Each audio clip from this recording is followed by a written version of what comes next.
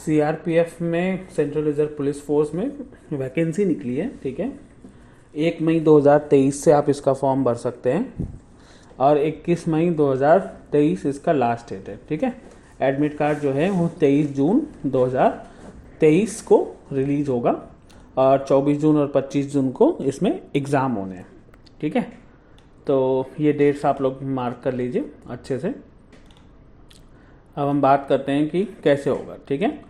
तो सबसे पहले एप्लीकेशन सिर्फ और सिर्फ ऑनलाइन ही अप्लाई होगा, इसके अलावा इसमें कुछ नहीं होगा। Written examination CBT computer based है, सीबीटी का मतलब होता है कंप्यूटर बेस्ड, ठीक है।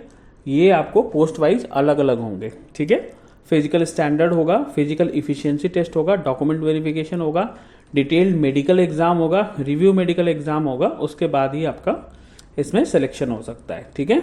वैकेंसीज ऑल इंडिया बेसिस में है, कोई स्टेट का चक्कर नहीं है, ठीक है। तो हम बात करते हैं कि इसमें क्या क्या पोस्ट हैं। तो देखिए, सब इंस्पेक्टर है आरओ, ग्रुप बी का ये पोस्ट है, पे लेवल 6 है, 35,400 से 1,12,400 तक आपको सैलरी मिलेगी। Sub inspector crypto group B का अगेन पोस्ट है, पे लेवल 6, सैलरी सेम रहेगा। Sub inspector technical group B का पोस्ट है, पे लेवल 6, सैलरी सेम रहेगा। सब इंस्पेक्टर सिविल, ये सिर्फ मेल, इसमें ये वाला सिर्फ ये वाली पोस्ट की बात कर रहा हूँ, सारे पोस्ट की नहीं। सब इंस्पेक्टर मेल जो है, ये जो है सिविल जो है ये मेल के लिए है, ग्रुप बी का पोस्ट है, सैलरी अगेन सेम रहेगा। Assistant sub inspector group C का पोस्ट है, पे लेवल 1 घट गया, 5 हो गया, 29,200 से 92,300 हो गया। और assistant sub inspector again group C का है, 5 पोस्ट है, 29,200 से 92,300 इसमें वैकेंसी होगी, ठीक है। अब नंबर ऑफ वैकेंसीज की बात कर लेते हैं। पोस्ट तो बता दिया है ना, नंबर ऑफ वैकेंसीज भी पता होना चाहिए। बट आप लोग, जो मुझे एक जनरल बात लगती है, जो गलती करते हैं आप लोग, ये करते हैं कि जहाँ ज़्यादा वैकेंसी है सिर्फ वहीं फॉर्म भरते हैं, जहाँ ज़्यादा वैकेंसी वहाँ ज़्यादा कंपटीशन भी होता है। तो आप लोग ऐसा मत करा करिए, है ना। कम वैकेंसी वाले में भी भरिए, अगर आपका एग्ज़ाम फीस ठीक ठाक है ना, आपकी फाइनेंशियल्स ठीक है, आप भर सकते हैं, तो कम जो वाले पोस्ट में भी आप भरा करिए, ठीक है। हालांकि इसमें तो पोस्ट अच्छे हैं, 212 पोस्ट हैं टोटल, ठीक है। जिसमें से 85 पोस्ट जो हैं ये सारे 6 के 6 सेक्शन में मिला के ये अनरिजर्व है। ईडब्ल्यूएस के लिए 23 पोस्ट हैं, ओबीसी के लिए 56 है, एससी के लिए 32 है ना, और एसटी के लिए 16 पोस्ट है। ये टेंटेटिव वैकेंसीज हैं, चेंज हो सकते हैं, बट नॉर्मली जो टेंटेटिव वैकेंसीज है वही रहता है, ठीक है। कैंडिडेट पूरे इंडिया में कहीं भी उसकी जॉब लग सकती है, कहीं भी उसको भेजा जा सकता है। सिटीजनशिप की बात करें तो इंडिया, नेपाल, भूटान का सिटीजन हो, या फिर तिब्बतन रिफ्यूजी जो 1962 से पहले इंडिया है, जो नॉर्मली सारे गवर्नमेंट जॉब में रहते हैं, है ना। Pakistan, Verma, Sri Lanka, east African countries like Uganda, Kenya, United Republic of Tanzania, इनसे जो आए हैं और जिनके पास सेंट्रल गवर्नमेंट का सर्टिफिकेट है वो इसमें कर सकते हैं। अब हम बात करते हैं एज लिमिट की। Sub inspector below 30 years age on closing date of application, that is 21 May 2023, ठीक है। Candidate should not born before, अगर हम बात करें तो 22 मई 1993 से पहले का जन्म नहीं होना चाहिए, ठीक है, ठीक है। तो असिस्टेंट अगर सब इंस्पेक्टर की हम लोग बात करते हैं तो 18 से 25 साल चाहिए। 18 से 25 साल का मतलब ये हो गया कि आपका 22 मई 1998 से पहले का आपका जन्म नहीं होना चाहिए, और 21 मई 2005 के बाद का भी नहीं होना चाहिए। एससी एसटी के लिए अपर एज में 5 साल का रिलैक्शन है, ओबीसी के लिए 3 साल का है, ठीक है। एक्स सर्विसमैन वगैरह के लिए भी 6 साल 8 साल के रिडक्शन होते हैं, तो वो आप लोग देख सकते हैं। नीचे पीडीएफ है, तो अगर कोई चीज़ आपको नहीं समझ में आती तो आप उसमें रीचेक कर सकते हैं, ठीक है, ठीक है। अब आगे हम बढ़ते हैं एजुकेशनल क्वालिफिकेशन की तरफ, ठीक है। सब इंस्पेक्टर आरओ के लिए आपको बैचलर डिग्री और equivalent from a recognised university with math, physics, computer science, ये सब्जेक्ट चाहिए आपको आरओ के लिए। रेडियो वाला जो होता है, ठीक है, पानी वाला आरओ मत समझ लेना यार। सब इंस्पेक्टर क्रिप्टो के लिए आपको बैचलर डिग्री चाहिए, ठीक है। मैथमेटिक्स एंड फिजिक्स इसमें सब्जेक्ट होना चाहिए। सिमिलरली सब इंस्पेक्टर सिविल जो मेल ओनली पोस्ट था, इंटरमीडिएट चाहिए, जिसमें 3 साल का विथ मतलब प्लस आपको चाहिए 3 साल का डिप्लोमा सिविल इंजीनियरिंग में, ठीक है। असिस्टेंट सब इंस्पेक्टर टेक्निकल में आपका 10th क्लास होना चाहिए रिकॉग्नाइज बोर्ड से, और 3 साल का रेडियो इंजीनियरिंग में आपका डिप्लोमा होना चाहिए, या फिर बीएससी हो फिजिक्स केमिस्ट्री मैथ के साथ, ठीक है। जिसके पास कंप्यूटर हार्डवेयर और सॉफ्टवेयर की ट्रेनिंग है वो डिजायरेबल है, उसको ज़्यादा प्रेफरेंस दिया जाएगा। असिस्टेंट सब इंस्पेक्टर डॉट्समैन में pass in matric with English general science and mathematics, 10वीं में आपका इंग्लिश जनरल साइंस और मैथमेटिक्स होना चाहिए रिकॉग्नाइज्ड बोर्ड से, और 3 साल का डिग्री या डिप्लोमा आपके पास होना चाहिए सिविल मैकेनिकल इंजीनियरिंग के लिए, ठीक है, डिप्लोमा होना चाहिए राइटली, ठीक है। तो ये आप लोगों को ध्यान रहेगा, ठीक है। अप्लाई कैसे करना है आप लोगों को, ठीक है, recruitment.crpf में .government.in में आपको क्लिक करना है, ठीक है, और वहाँ पे आपको ऑनलाइन फॉर्म भरना है 1 मई 2023 सुबह 10 बजे से लेकर 21 मई 2023 रात को 11:55 तक, ठीक है। इससे आगे पीछे वाले जो भी फॉर्म होंगे उसके लिए सीआरपीएफ वो नहीं, जिम्मेदार नहीं है, ठीक है। एग्जामिनेशन फीस आपका 200 है ग्रुप बी के पोस्ट के लिए, और ग्रुप सी के पोस्ट के लिए 100 रुपये है, ठीक है, ठीक है ना। और जनरल EWS एंड OBC और मेल कैंडिडेट इनकी फीस लगेगी। SC ST ex serviceman female candidate इनका सबका फ़ी एग्जेम्प्टेड है, ठीक है। फी में आप UPI से, नेट बैंकिंग से, या फिर वीज़ा, मास्टर कार्ड, माइस्ट्रो, रुपए, क्रेडिट, डेबिट कार्ड, इनसे सबसे पे कर सकते हैं, ठीक है। अगर आप फॉर्म भर के फ़ी नहीं भरते हैं तो आपका फॉर्म रिजेक्ट हो जाएगा, कोई नई बात नहीं है, ठीक है।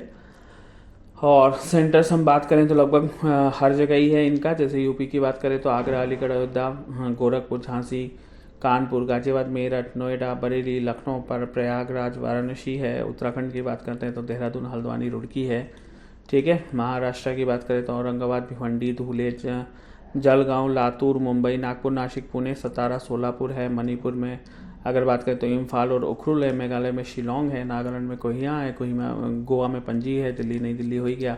चंडीगढ़ में रायपुर, खुर्द है। तो लगभग अगर इसमें नीचे PDF अटैच करी हुई है, पेज नंबर 9 में जाके आप देख सकते हैं। अगर आपके स्टेट का मैंने नहीं बताया तो लगभग हर स्टेट में ही, हर जो मेन शहर है वहाँ पे सेंटर्स अवेलेबल है, तो वहाँ पे आप इसका फॉर्म भर सकते हैं, ठीक है। आप देखिए क्वेश्चन एग्ज़ाम कैसे होगा फॉर SI, ठीक है। SI के लिए जो है जनरल इंटेलिजेंस के 20 क्वेश्चन होंगे, जनरल नॉलेज के 20 क्वेश्चन होगा, जनरल इंग्लिश का 10 क्वेश्चन होगा, ठीक है। 2 मार्क्स के टोटल क्वेश्चन होंगे, 50 क्वेश्चन 100 नंबर का, ठीक है। 2 घंटे आपको पार्ट 1 और पार्ट 2 दोनों के लिए टाइम मिलेगा। फॉर SI रेडियो ऑपरेटर, ठीक है, question will be from concept of physics and maths, ठीक है। पेपर 2 का जो क्वेश्चन होगा वो फिजिक्स और मैथ का होगा, और पार्ट बी में ग्रेजुएट स्टैंडर्ड कंप्यूटर साइंस होगा, है ना। 30 और 20 मिला के 50 क्वेश्चन होंगे, 100 मार्क्स का। SI क्रिप्टो के लिए question will be from physics and maths, paper 1 में। पार्ट बी होगा इंग्लिश कम्प्रीहेंशन का, ठीक है। 30 और 20 क्वेश्चन होंगे, 50 क्वेश्चन होंगे, 100 मार्क्स का। SI technical question will be from concept of physics and math, ठीक है।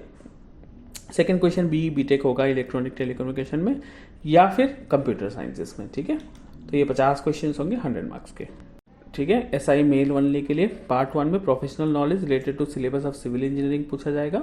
पार्ट 2 में जनरल अवेयरनेस पूछा जाएगा, ठीक है, रिलेटेड टू जनरल नॉलेज या जनरल अवेयरनेस। पार्ट 3 में फिजिक्स, केमिस्ट्री, मैथ पूछा जाएगा 12वीं के हिसाब से, ठीक है।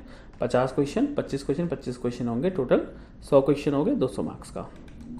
ASI में math of class 10th standard पूछा जाएगा, science of class 10th standard, English of class 10th standard और जनरल नॉलेज एंड अवेयरनेस पूछा जाएगा। 15 60 क्वेश्चन होंगे, ठीक है।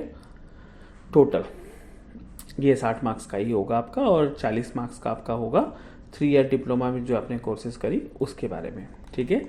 ASI ड्रॉटमैन के लिए 3 ईयर डिप्लोमा का जो क्वेश्चन होगा वो 40 मार्क्स का होगा, ठीक है। या फिर जो मैकेनिकल इंजीनियरिंग में कोर्स करी है उसके बारे में 40 क्वेश्चन पूछे जाएंगे, ठीक है।